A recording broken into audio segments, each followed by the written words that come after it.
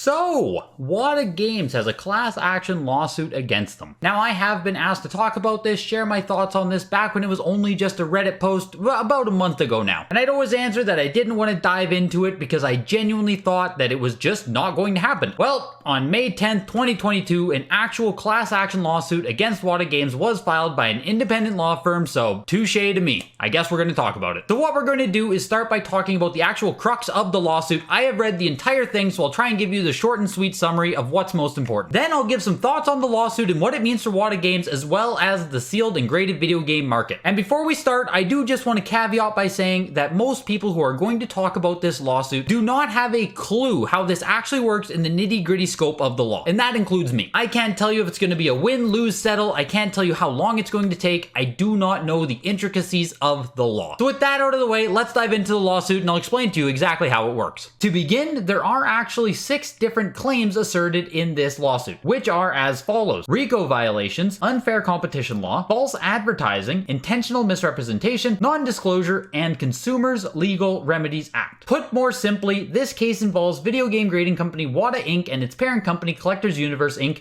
engaging in affirmative acts to manipulate the retro video game market, engaging in unfair business practices, engaging in false advertising, making false statements about the turnaround time for grading services, and failing to disclose material delays to customers. The plaintiffs and class members are actually anyone who did use WATA Games from 2019 to 2022, I believe they laid out, which does actually involve me. The lawsuit then goes on to mention much of the allegations that were brought up about 8 or 9 months ago now by both Carl Jobst and Seth Abramson. This includes WATA's history with Heritage Auctions and James Halpern, that retro video game prices surged and demand for the grading services increased, WATA's unfair practices and the public disclosure of the relationship between WATA Heritage, Dennis Kahn, and James Halpern. Interestingly, another point is WATA's relocation to California, that Collectors did not agree to have their games relocated from Colorado to California after the purchase by Collectors Universe, which I just thought was kind of interesting because I genuinely have no clue if you can have a lawsuit about something like that. I don't know if I had any items with WATA at that time, but I mean, I guess I didn't accept for them to relocate them, but I also didn't think much of it. I don't know. Other self-dealing by WATA and its affiliates, which goes on to talk about allegations of people associated with WATA both buying and selling WATA graded games without disclosing their relationship, which is against WATA's own terms and conditions. And the last section here, which is another easily digestible summary, goes on to talk about commonality and predominance and seeks to answer these common questions of law and fact. Whether WATA and CU, Collectors Universe, engaged in a course of conduct designed to artificially inflate the retro video game market in order to enhance their own profits. Whether WATA and CU's conduct actually did inflate the retro video game market. Whether WATA and CU charged customers for grading services based on artificially high market prices. Whether WATA and CU falsely advertised unrealistic turnaround times to the public. Whether WATA and CU charged consumers for expedited services knowing that paying for expedited services would not ensure the consumer received their games in a timely manner. Whether WATA and CU became aware that their turnaround times were unattainable yet still failed to disclose the true turnaround times to consumers. And lastly, whether WATA and CU failed to correct their own misstatements to customers. The lawsuit does then go on to give more intricate details about all of the different questions that have been brought up and the complaints and how it might be met. So what do I think about it all? What does it mean for WATA Games? What does it mean for sealed and graded video games? If you've been subscribed to my channel for a while now, if you watch a lot of my content, you probably know my general feelings towards WATA Games and grading in general at this point. To put it very simply, I use grading companies, but I do not love grading companies. I'm not going to sit here and try and defend or talk WATA's way out of this because, frankly, a lot of the complaints brought forward in this, I think, have a lot of merit. We can just start by talking about the turnaround times and how they were nowhere even close to being realistic. And here I am making a meme about this almost a year ago saying that WATA really should stop taking all submissions because they are never going to catch up with their backlog. They were already experiencing vast delays going back to April 2021, which were never accurately updated on the website at all. And really, I don't know why they didn't communicate that. That is as simple as it gets, right? Just update the website, put out a press release, just say we're running 6 months behind on everything, expect delays on literally everything. But I can only assume that WATA did not want to stop the flow of submissions at that time. Submissions equal revenue, and when you're in talks to sell the company, revenue matters a lot. That is pure speculation, of course. That is only my opinion. We do not know the actual reason, and we may never know the actual reason. Then let's talk about the bigger issue being brought up here, which is, did WATA Games manipulate the market to make video games more expensive? Which my answer to that would be basically yes. Through strategic marketing by WATA Games, through specific actions by WATA, they were able to bring sealed and graded video games to the forefront of popularity. WATA Games was able to make the masses care about sealed and graded video games the same way they see comics, sports cards, Pokemon cards, whatever you want to say. Prior to the inception of WATA, sealed and graded games still exist, right? It was still a thriving community, but it was niche. Grading games itself has been happening since like 2007. It's a complete piss off that now, in this world, 2022, everyone talks about sealed and graded games and it's literally just WATA Games. Like, WATA Games is the hobby now, and that's kind of lame because there's so much history prior to WATA Games as well. But as I say that, everyone thinks of the hobby as WATA Games because WATA Games position themselves to be the forefront of the hobby. They're the reason that this hobby is as popular as it has ever been. There have never been more people interested in sealed and graded video games. Also means that WATA Games is, in part, in some degree, responsible for the price of the games going up. And the Pawn Stars episode is always referenced, where Dennis goes on and gives valuations for the games. Back when that Pawn Stars episode first aired, which I think was late 2019, it was actually discussed over on the Video Game Sage forums, which is the spiritual successor to Nintendo Age, which is the forum that was bought and destroyed when the Jeff Go Collect WATA, when that whole thing happened. Myself and many others watched that take place firsthand, and it was obviously one big commercial for WATA Games. That didn't go over anyone's head, right? The actual legality of their relationships and the non-disclosures are the parts that weren't discussed back then, because frankly, and like I said at the very start, 99% of people don't know shit about what's actually illegal or allowed versus just unethical, which almost any big business and service will have certain aspects about them that are morally wrong or unethical, and we as consumers could then choose if we want to use these companies, not use these companies. We can all draw our own lines as to what is or what is not acceptable. I still use WATA Games, and I still do sell WATA graded video games. Some of you guys are going to completely disagree with me and hate me for that alone, and that is completely fine. You can draw your own lines, like I said, as to what is or is not okay for a business to do. And that's not to say that what they did is good, right? Don't misinterpret me. They knowingly did what they did out in the public for everyone to see, right? It was a publicity stunt, and if there are actual consequences for said actions, they will have to deal with them. And I am fully okay with that, and I fully welcome it if that is the course that happens. The way I view a lot of this is that WATA went out of their way to create an outcome, which is sealed video games becoming very popular, sealed video games going up in value, sealed video games being seen as investment-worthy collectibles, the same as comics, sports cards, whatever. And you know, that's great. That's to the detriment of some people, that's to the benefit of some people. They made those choices, they did what they did. In the exact same vein now, Carl Jobst's original video, this lawsuit, any type of information or actions can be taken now against WATA, whether it's to try and reverse said trajectory or make any other kind of action take place. For myself, and in my opinion, if someone is going to be happy about the pump that took place due to what WATA did, be it unethical, illegal, whatever, then you fully have to accept anything that might cause the market to drop, bring prices down, anything that will scrutinize those decisions that were taken by the company. And I am here for all of it. No matter what happens, I will remain here. So on that note, what does this actually mean for the market? What does this mean for WATA Games? From what I understand, and I have tried to do a bunch of reading on this, is that WATA would have to do a payout. And the payouts would, to my understanding, be partial reimbursement to people who were affected for the grading fees. As far as I understand class action lawsuits like this, there is no jail time, there is no shutting this company down, there is nothing like that. If that is your hope with this whole thing, you're probably going to be disappointed. Regardless, and I'm sure you can guess this, for the actual market of sealed and graded video games, this is a bad thing. Whether or not WATA wins, loses, or settles really doesn't matter at this point. They've already lost the public relations game, they've already lost the public perception game. Basically, as soon as this lawsuit went through articles, gaming news, it's already being treated as if WATA has been sued, as if WATA has lost this. That's kind of how public sentiment works. This, for a lot of people, is the retribution. This is what they've been waiting for. We finally got WATA Games. And with that is, of course, going to come a lot of negative sentiment towards sealed and graded video games. Because, like I said, most people, sealed video games, WATA games, graded games, they're all synonyms. They all just mash together. You can say WATA and just mean every single graded video game. You can say WATA and mean every single sealed video game. That is how most casual observers view this. All of this negative sentiment towards graded video games is going to deter new entrants into the market. For games that are already graded by WATA, is this a death shot? Are games just going to immediately lose value? Part of me certainly hopes so, because I would go go on an absolute buying spree. There's still so much stuff I would love to purchase. Unfortunately, and fortunately, I don't think we're going to see that happen. For people actually participating in this market, for people buying and selling sealed graded video games, it is understood that the value of the item comes from the actual game inside. Now, WATA graded games specifically do command the most market premium at this time. In about 3 to 6 months, we're going to see CGC enter into the grading scene. It is fully possible that due to negative sentiment building up, due to people being pissed off, CGC will enter into the market and become the lead grading company in the video game scene. And it could also be VGA, it could also be a different company. It is possible that WATA falls out of the top spot as the grading company. I don't think that's going to happen immediately.